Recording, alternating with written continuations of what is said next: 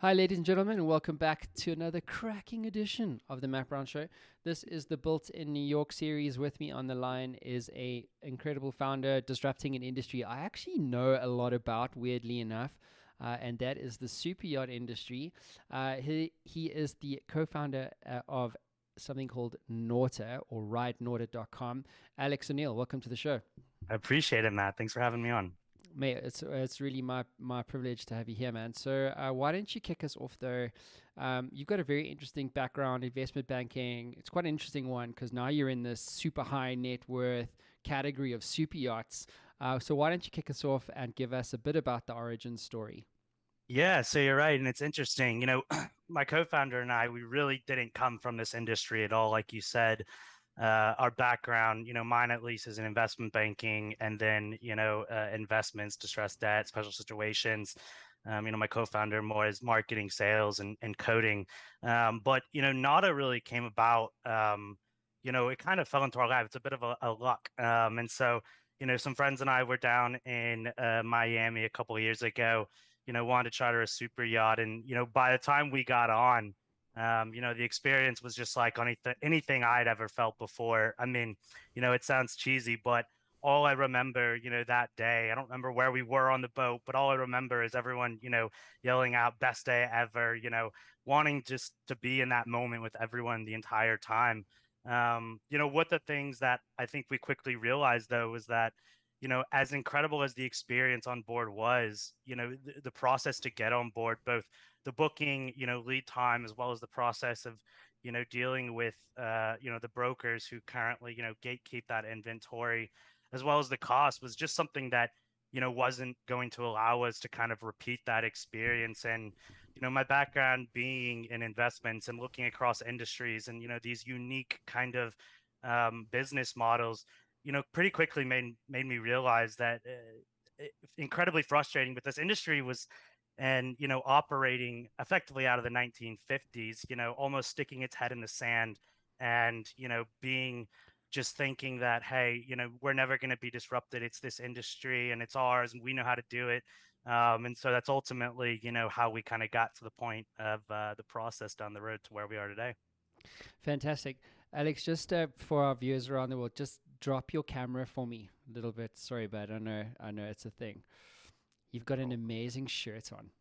I got to rep Tulane in New Orleans. I know, right? I know, exactly. Uh, Okay. is Yeah, that there you go. Look at perfect? that. There There you we go. go. You see? Damn, dude. That's how we roll here. So let's talk about the super yacht industry because I think many people don't actually know what the hell a super yacht is. So Alex, what is a super yacht? Like, is it Yeah. a like a little like Hobie cat or is it a bigger thing? Like, what are these super yachts? What are they? Yeah, so it's interesting. There isn't a lot of information out there, on the industry as a whole, but specific to the question. So typically we refer to it as over 30 meters, which is, the equivalent to about 100 feet. Some areas of the world will call it, 24, which is about, pushing up on 88, 90 feet. We declare it, as 100 feet plus, to about the 200-foot range. That's where you kind of get into, the giga yachts and the mega yachts. Our sweet spot that we kind of play in and that our service is built around is the 130 foot to 170 foot. Okay, cool. So I'm gonna have to share some pictures for people here because people don't get it. Because I think when you talk about this experience that you had when you went down to Miami, like this is a really remarkable industry. So, for context, I touched on. The fact that I know this industry. So I was talking to Alex, and I've actually got my captain's license for super yachts. I can take a 200 gross ton yacht, 24 nautical miles offshore, and these really are the plague. This is the yachts of billionaires, right? So typically this is Yep. the historical idea. These are yachts, like there's mega yachts as well, like Roman Abramovich who owns Chelsea. I mean, you can see some of these yachts: Eclipse 162 meters, Dubai. I mean, and like interestingly, these yachts, like to charter them, there's Dilbar. I remember Dilbar from like the Bahamas and stuff. And to charter these yachts, Alex, like what do they usually cost? I mean, Yeah. Like, what have you learned? I mean, last time I was in the industry, they were like hundreds of thousands of dollars, like per Yeah. day or per week. Yeah, no, and you're right. And it depends on, the space you're playing. And, typically, if you want to do a day charter style, right, which would be anywhere from 4 to 8 hours on a boat, if you're starting off at, 100 feet, you're probably going to be looking at, anywhere between 15,000 to $20,000 a day, right? You get up to, the 150 range, then you're looking at, anywhere from 20 to 35,000. And where you're talking about really is it's you very quickly get into, on a weekly basis, anywhere from 100,000, 200,000. I mean, from there, like you mentioned, Dilbar, Nord, that's where the sky's the limit. I mean, you can go up to $1 million a week. I mean, it's an incredibly high priced, industry as is. And that's, a big piece of what we're trying, and we are solving. I think, something interesting to mention is that, when people think about, yachts and boats, right, you get out on a 50, 60-foot boat. I mean, that's a good size and it's a lot of fun, but it's not a linear, step up in experience. I mean, if you're on a 20-foot boat, you go on a 40-foot boat, maybe it's 2 times as fun. But when you go from a 40-foot boat to an 80-foot boat, the experience is 5 times as fun. And, the larger you get, the more exponential that experience that you kind of realize, is. And so, incredibly expensive, incredibly fun. So, Alex, so I'm so glad I'm actually getting a starter fund on the show to talk about this industry, because I spend a lot of time in it, and it is a very closed industry. It's kind of like, if you don't know about it, or if you don't know, even if you wanted to buy a yacht, like, you need to know like a broker, and like, even to get a job on one of these yachts, like, let alone charter the thing, is a hard thing to do. It can take months of time and effort walking on the docks and that kind of thing. Why has this industry historically been so closed? Yeah, it's an interesting question, and it's one that took us a good amount of time actually to sift through and get to the heart at what it, is about. And it's really a product of, the environment with which it grew up in. I mean, since people have started to commercially use these, large, beautiful vessels, it's operated an environment where you have these incredibly wealthy men and women, right? They buy these yachts, primarily for their own use. But when they're not using them, right, they're incredibly expensive to maintain. A 160-foot boat, can cost upwards of $2, $3 million, a year to run. And so it's been operated, where you have these management companies, right, who are offered to connect, right, very wealthy clients with, this incredible experience. And you have very limited supply in the industry. There's around 5,500 super yachts, in the global fleet over 100 feet. Of those, only around 1,800 are commercialized, right, or offered out for charter. And so, you've got these gatekeepers of the inventory, these brokers who their model is effectively a commission basis. And so, for them, it's worked great. And, to kind of the detriment of everyone else who can enjoy them, as well as the owners who, right, it's always been viewed that yachts are unprofitable and you can't make money at them. At best, it's a cost neutral enterprise. And so, you get into this situation where these brokers don't want the industry to change because, right, then you take away their commissions or, kind of their livelihood. But it kind of comes at the detriment of matching this very finite supply with this, incredible demand pool that ultimately it comes down to who wants to pay the most. And it's gotten us into this situation now where you've got only the wealthiest or the well-connected being able to get on board, right? Because they can afford the prices. And then you've got this supply, which is kind of capped out. It takes years to build these vessels, and limited supply, incredible demand. It drives the price up, and it's kind of gotten us into the situation where we are today. Mm-hmm. So this is really exciting. So what you're doing essentially is you're giving access to this industry where access wasn't typically affordable. And then from a yacht owner's perspective, this is about almost, I suppose, to maybe draw another comparison, is the hotel, right? The hotel industry. These things are basically like floating hotels, just way better. And so this is about occupancy. It's about frequency of charter bookings, getting the or offsetting the cost of these yachts. I mean, I remember your mooring fees are insane. Your crew fees are insane. Like a deckhand, you're paying $3,500. Like some of these yachts have like 20 or 30 deckhands. Your OPEX to just maintain the yacht is like between 10 and 15% of what the price is. So if your yacht is $100 million, and that's legit what they cost, some of them cost, you're dropping $10 million on maintenance and mooring fees just to have the thing sitting on the water, which is crazy, right? Yeah, it's absolutely wild. I mean, and you're right. I mean, it's a bit of, the result of the industry and how, right, these vessels are allocated out. You've got, you got the most wealthy people in the world, right? And when they're on board, they want, to live like it's a Four Seasons and it's being catered to them. And so you've got these incredibly high costs to match, this incredibly high expectation. And it's, gotten to the point where, right, as is, the industry is kind of stagnated without innovation that Nauta is bringing to it. Right. So, how do you guys actually solve this problem now? Because it seems to me this is a closed industry. There's brokers that have only ever done, the brokering of charter yachts a certain way for so long. There's only 5,500 of these yachts around the world, so it's a private industry. So how do you disrupt that? Like, what are you guys doing? Yeah, so we kind of think about it in two pieces, right? You've got, right, what's the problem in the industry? You've got these yacht owners who have these, historically financially unsound assets, right, to whom we're providing a new opportunity to actually, not only meet their costs but turn a profit.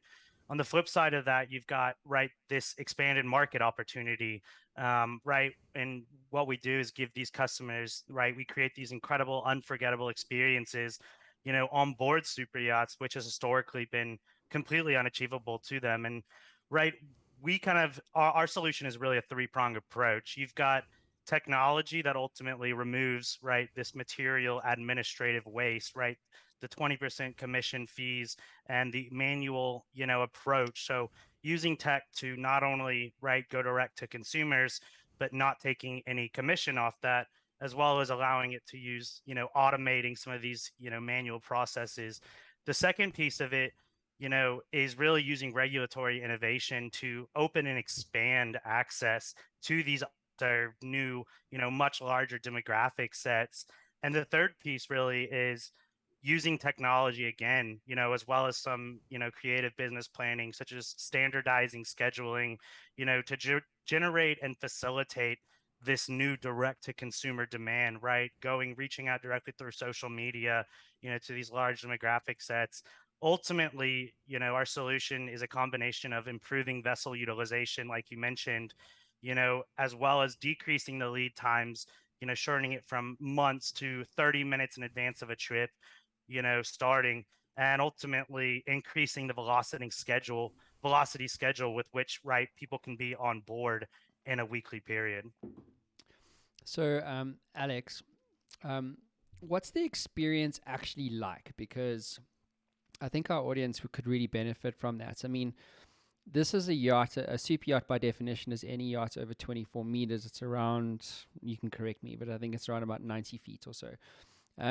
What are the sort of I want to really double down on like what this Right. experience is, and then we can come back to the back office automation industry stuff. So what are these? I mean, what like I obviously know, but I'd love to get your view. Like, what are you promising from an experience perspective? Like, how remarkable is this? Yeah, so it's a bit of a subjective question, right? And so I'll answer it from my perspective, but right, the way, right, typically it'll work, is after booking, getting to the experience, you show up, you're on board, for us anywhere from 4 to 8 hours. Effectively, what you're able to do is, the markets we launch in New York City, Miami, you typically, the easiest way to think about it is a day charter-esque style social experience on board. And so the best way to think about it is a premium alternative, to the high-end restaurants, the rooftop bars, the beach clubs, right? This is at the end of the day a social experience. It's not using the yacht, right, for a week where it's just going to be you and your family. But right, once you're on board, we, included in the pricing is, you know, an unlimited open bar, premium alcohol. You have small plates of food and shareables. And so, and ultimately at the end of the day, what we want is we want it to be a social experience. And so this would be no different than, showing up to, you know, a special event at a rooftop bar, or right, going to a beach club with your friend. You have music, and ultimately it's centered around, the human experience and joy. And it's allowing people to, in that moment, live a life that's extraordinary to them. I mean, when you're sailing around on a 160-foot yacht, in the harbor of New York, and you're looking out over, the skyline, and you're being catered to by, these stews who are, waiting on you hand and foot. It's a feeling that, it's hard to describe until you're actually on board, but it's unlike any kind of social experience I've had the opportunity, and, many we've came in contact with. I mean, it's an interesting data set for it, but one of the things we found, through our own research is that if you have a demographically identical consumer, right, same age, same, gender, same income level, same area, if you have someone who's been on a yacht before as opposed to someone who hasn't, they have a 3.5 times higher demand for that service than someone who's never been on board. And, which really speaks to how powerful and unique these experiences are, for those people that have been on board. I mean, you can show up to thousands of right incredible environment ambiance, at a New York rooftop bar or Miami Beach Club. You really can't get on board a super yacht. And so I think it's the uniqueness of the situation, the high level of service that's provided, and ultimately you're able to do it in an environment, right, where you ultimately feel, as close as you could get to having the yacht be your own. And ultimately, at the end of the day, this is what we're providing, is this aspirational social experience for people at in a manner that's both affordable and accessible. Mm. So that's amazing. It's really, really amazing. I think it's such a great thing because in my book, I wrote Your Inner Game, 12 Principles for Impact Entrepreneurs. I wrote about my experience on the super yacht industry, and I wrote about like, people don't know about it, and and also unpack like why billionaires buy these yachts. And they buy it primarily because of privacy. Like if you're Roman Abramovich, or you're like, I don't know, Matthew McConaughey, or you're like Sylvester Stallone. I'm not saying they own yachts, but or what's the other guy's name? The guy, You could pick any billionaire off the list. like it's a thing, right? Like it's a real Yeah. thing, um, and and so it's reserved. It's like it's exclusive. Like Incredibly. that's why Incredibly. that's why people work on these yachts, is to see. Oh my god, like and I got some crazy stories to share about like what happens on super yachts when no one's looking, and you're in the Bahamas, which is like paradise. And so it's great to know that you're actually giving access to these experiences, because it's not something that you have to wait for when you become rich one day, or if, I mean, it's a big if, right? Like who's gonna drop $10 million on a yacht, or 100 million? Like it's so rare. But if you can get the experience of it now with your mates, it's truly life changing. Yeah, no, you're absolutely right. I mean, as any founder knows, a startup it's brutal at the end of the day. You start off, wow, I've got this great idea. Once you actually get down into it, right, you have these, it's a cycle. You have one day where something, Matt Brown invites me on a show, and the next day it's, well, we've got this problem and how are we going to solve it? I think at the end of the day, what has really pushed us through and gotten us excited to get up every day and, face this challenge of building out this opportunity is because deep down we truly see and have felt what these experiences can provide to people. And everyone's so busy with life and everything going on, that right, providing an opportunity like this is, it's truly refreshing, one, but it's also an experience you never forget. I mean, ask anyone who's been on a super yacht or flown private before, right? It's an experience that they never forget. Whereas, most people may not remember which bar they were at, a few weeks ago. Mm. Yeah, it's like once you've flown first class, like you don't really want to go back. I mean, I don't. I've been sharing pictures. So if you guys are watching this on or listening to this on the audio podcast, wherever you are in the world, like please go to the YouTube channel and like check out like some of the pictures I'm sharing because it's like next level. Like people don't get it. Like they don't Yeah, actually get it. right. Like how amazing these places are. These are like floating palaces. They're floating Four Seasons. I mean, it's unlike I've been fortunate, to have flown private a couple times. And look, it's an incredible experience. It's great, but once you're on board a super yacht, it really doesn't compare. And that's one of the biggest things we've thought about with it creating this new market and this new idea and this new mode with which to generate demand is, well, how do we get people on board to spend even what is at a fraction of the price if they've never experienced it? And but once they're on board, it's something that they have an insatiable appetite for. I mean, I spoke with some people in the industry out in the UK and in the French Mediterranean back about a year ago, and they told me like this is absolutely incredible. Like one of the largest issues we have is getting people on board for that first charter. Once they're on board, they're absolutely addicted, and right, all they want to do is get back on board. And ultimately, that's the type of demand that we intend to bridge with Nauta. Hmm. So it's amazing, man. I think it's really cool. I mean, like, and also, by the way, it's not just getting on the yacht. It's like what happens when you're there. So these yachts have like full crews. There's a stewardess, stew for short. And then you got deckhands, you got jet skis, water toys. I remember, so I worked on super yachts like 15 years ago when I was much much younger. And this like we would like especially in the Bahamas, by the way, which you can only like the exumas in the Bahamas. I'll bring up some photos for everyone, but the exumas in the Bahamas you can only get to by yacht. Like there's not like really much airports or anything like that, but it's literally like paradise. And what we would do, and there's like thousands of islands that are there, and most of them, and there you go, everybody online, and most of them are uninhabited, like this one up on screen.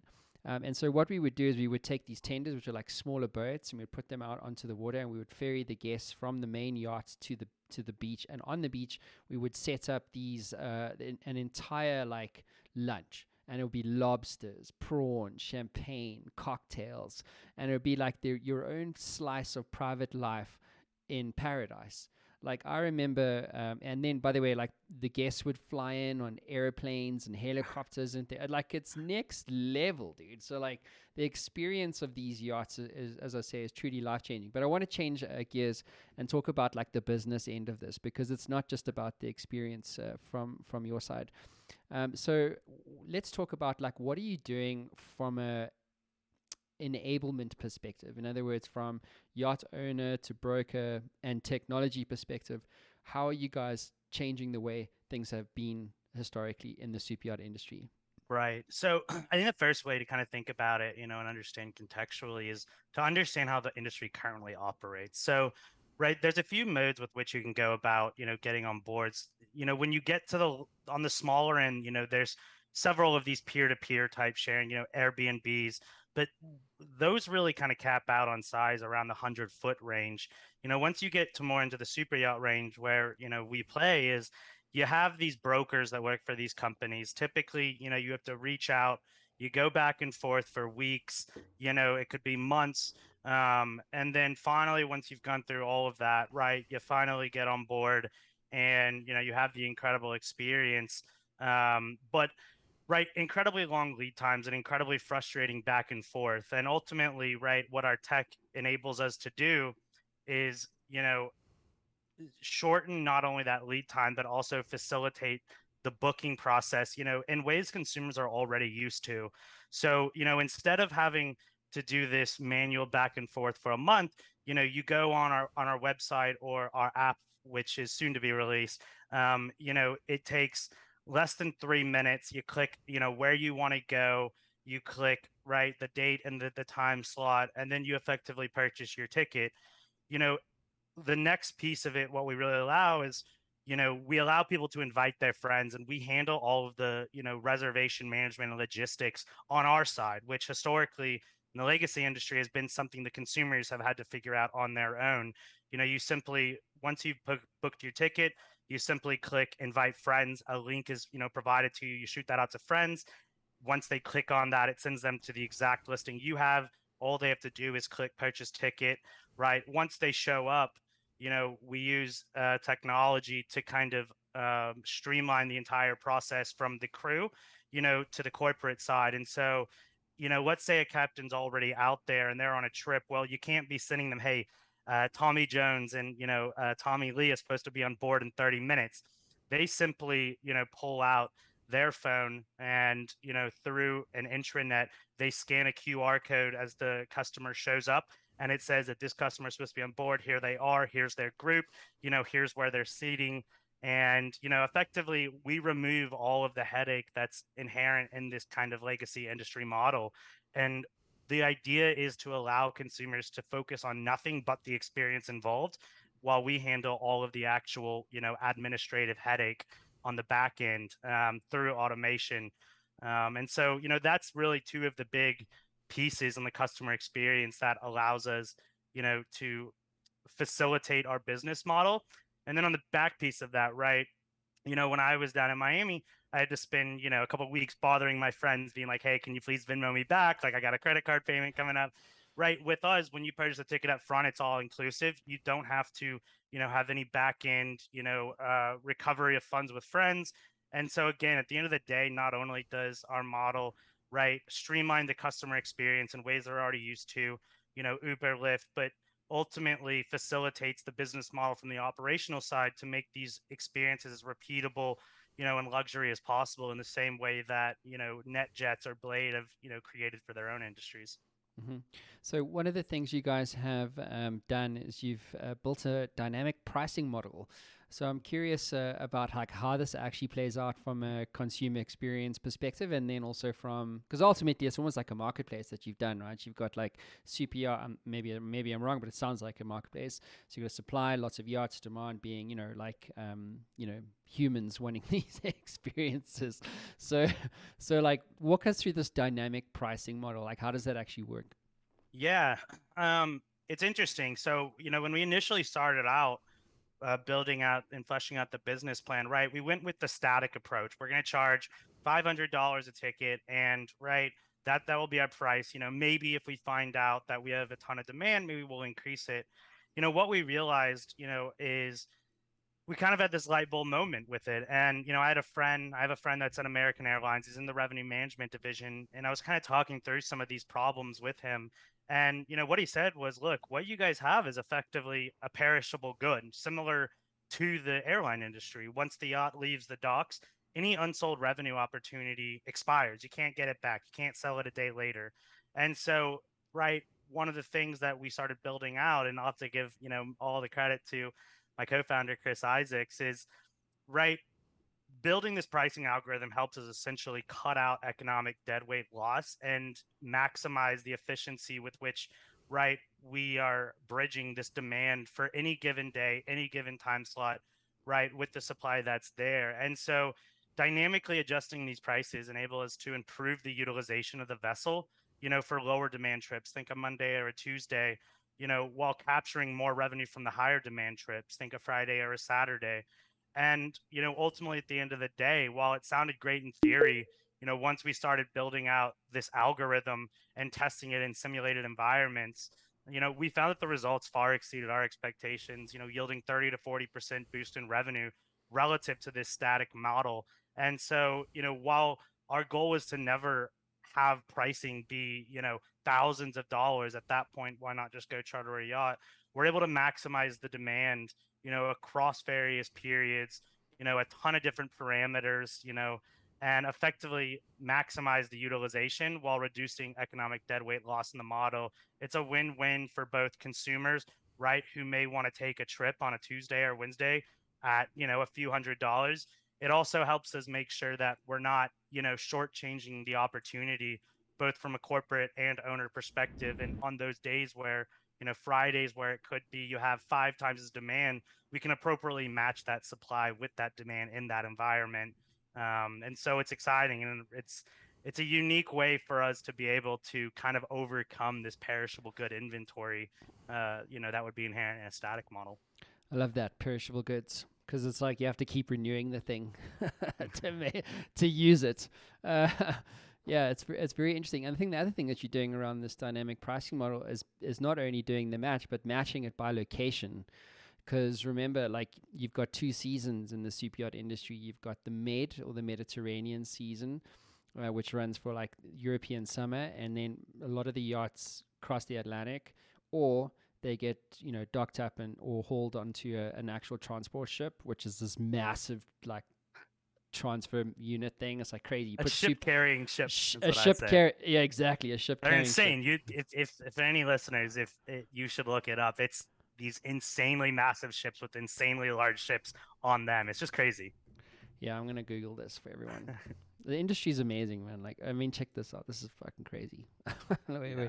Let me It share it really up. is a hidden gem of an industry. I mean, it's one that really too few people know about and even fewer can enjoy. And there's just such a massive opportunity here, to not only expand the experience to, vastly larger demographic bases, but a way to improve the economic, profile of it overall. Mm-hmm. Yeah, ship carrying ships. Amazing. So here's the thing that I'm very curious to unpack with you and to share with our audience around the world is like you knew nothing about this industry. Like you knew zip, dude. You came from like investment banking, which is probably like the furthest, well, maybe not too far away, given it's investment banking for high net worth individuals. But I mean, like you didn't really know anything about this industry. So I'm curious to unpack for our audience, like how did you approach figuring stuff out and building a product like this, disrupting an old industry like this, a valuable industry like this, but doing it without knowing anything? Yeah, I mean, it was an uphill battle, is the answer. I'm from Waco, Texas, which is not known to be the yachting capital of the world. It's in the middle of Texas. Um, but my entire professional background has kind of been at the center of complexity and trying to find creative solutions to overcome what seem these insurmountable problems. I mean, I was in banking. I was specifically in restructuring banking. One of the first things I got to work on was the bankruptcy of Puerto Rico, $70 billion, largest in history. When I was at Marblegate, uh, the whole purpose of Marblegate was to use creative solutions, for these incredibly complex problems with all of these various stakeholders that all of their own interests. And so, while I wasn't able to work on yachting while I was there, I was constantly in this environment of forcing myself and being forced to get creative. And when someone says that, hey, you can't just go do this, it's saying, well, why? And it's constantly asking yourself why, and ultimately getting to either, right, you find out you just can't, or you get creative and find a solution. I mean, a quick story for background of it, when I was at Marblegate, Andrew Milgram, he's the head of the fund, brilliant guy. Marblegate had invested in taxi medallions in the city of New York. I mean, you've got, right, not only the political piece of it, you got the financial, you've got regulatory. And when he first went out and said, asked advisors, hey, how can we do this? I want to buy these up. They said, look, you can't. You can't do it. It's right. It has to be how it's always done. He effectively said that, that's bullshit. I mean, I don't know if he said that, but yeah, that was the point. And he said, he put in the work, and it's actually reading the regulatory language. Well, what is it about? So it's going back to these 100 year old documents, reading that. And that's really something that just stuck with me. I mean, I wake up every day. Yachts are incredibly fun to work with. It's not like we're right. How do we sell a wrench better? So we already have the motivation to wake up every day, and being in the environment where you're dealing with complexity and you have to be creative, kind of created this mindset where a solution exists. It's just up to us to go figure it out, because no one else will. And at the end of the day, complexity really doesn't scare us. Both myself and my co-founder were talking about this the other day. And while we love doing what we're doing, we also love solving puzzles. And this industry is a big old puzzle. And ultimately, at the end of the day, as we continue to push forward, reaching out to people, doing our own research, we just continue to find answers that effectively said, hey, it's possible, and that's the biggest thing, is that it's not like someone is out there and has done this before and we have the ability to go speak with them. We're really figuring all of this out on our own with no information. I think it's just a tenacity and a belief in yourself that, when you see an opportunity as large as we see, over there that no one else is seeing, it's really up to us to go figure it out. But, once you figure it out, you're off to the races. And so, it's a tenacity, and it's a willingness and an excitement to jump into complexity where others aren't, willing to do that. But also to care. Like you actually have to care about the Yeah, problem. You know what I yeah, mean? Like, absolutely. I mean, I think that goes back again to figuring this out started with us being the customer. It started out with, right, we want the solution for ourselves, and I think that's really what has allowed us to push through is because, well, at the end of the day, we can improve, this problem for these owners. We can produce a massive expansion of accessibility for all of these people who've never been able to achieve it. At the end of the day, we are those people. And so, for us to be able to recreate what has been, an experience that truly drives our purpose in building this out. It's a combination of many things, but you're totally right that you have to care, and it's something we're very, very passionate about. yeah, I can tell. And tell me, I want to maybe take our audience on a journey of like failure and learning, because I think what's interesting about talking to you is that you don't come from this industry. And I think sometimes a lot of founders are like they grow where they're planted, right? Like they built an AI product for, for like elections, and then they pivoted that towards prediction of, real estate prices, for instance. So it's interesting talking to you in that like you're trying to build something in an industry. And so it's kind of like it may take longer, but also you're probably learning a lot, and kind of just going in the wrong direction probably more often than most. So what have you learned? And that's necessary, by the way, to get to where you guys are. So what have you learned about, like, or maybe rephrase, let me rephrase. So what's the biggest mistake you feel like you've made entering a new industry that you know nothing about? And what did you learn from it? Yeah, it's interesting, because you're totally right. I mean, look, one of the biggest advantages for us has been that we weren't born into this, environment, and so while many people kind of view that as a negative, we weren't born into this box of thinking, and so we came in with not an understanding of, hey, it has to be done this way, which allowed us to have this kind of out of the box thinking and how we approach it, right? We didn't know anything, and so while it get doing the research to get to the point we're at, was incredibly time consuming and difficult. We were also able to learn kind of from the ground up all of these different aspects, on a primary basis that you necessarily wouldn't have if you were operating in this industry, right, as a captain or just as a broker. I think, look, here, a good example is, the business plan wasn't always what it is today. In the beginning, we were looking at, right, this regulatory complexity. And our thought was that the only way to get this done was through buying the yachts ourselves. And so after 9 months of blood, sweat, tears, late nights, we took the idea to potential investors, and look, they basically laughed at us, and we're told, vessel acquiring these vessels is an obscene idea. It's not going to work, and that was just crushing to us. I mean, we had spent, a good amount of our savings, and, we had really put a lot into it, and it really made us pause, right? Can this really be done? Like, are we really the people to be able to do this? We came with this idea of where we wanted to get, but if no one else has done it, why should we be able to do it? I think, it really made us pause and think about, you know, our situation, and can we get to where we want. I think kind of it all fell back on our backgrounds. We knew an opportunity existed here and that we had to go find a solution. We ultimately got creative again, and by this point we had about a year's worth of learning on how the industry works, why it works, which ultimately enabled us to pivot to what we have now, this kind of asset light model, which is vastly more efficient, not only for investors with Nauta, not only for our operational, get to market, but also for, customers, as well as, at the end of the day, the financial economic piece of it's all improved by going kind of the new route we've gone. I think it's at the end of the day, it's just a tenacity to find a solution. We know we can see where the vision is going, and we see this, massive opportunity, but it's how do we get there? And I think it's just, it all comes back to a tenacity of just starting the race and learning, but learning and failing fast, and taking those learnings, and being agile in how we apply them to the new solution. So Mm. I think you landed a really good point there, which is around like when you enter a new industry and you know nothing about it, you probably have it's like a competitive advantage because you're not accepting the current premise. And I think a lot of startups are making the same problem better. They're not actually changing the way that things get done. You know what I mean? Like you could have made the broker management easier, but you're not doing that. You're like fundamentally changing both the supply and the buy side, right? With technology. So it's, and you would never have done if you were a broker with 20 years, you would just reinforce the same thing and make it Totally. incrementally better, right? You wouldn't be creating, a new category of super yacht access. You know what I mean?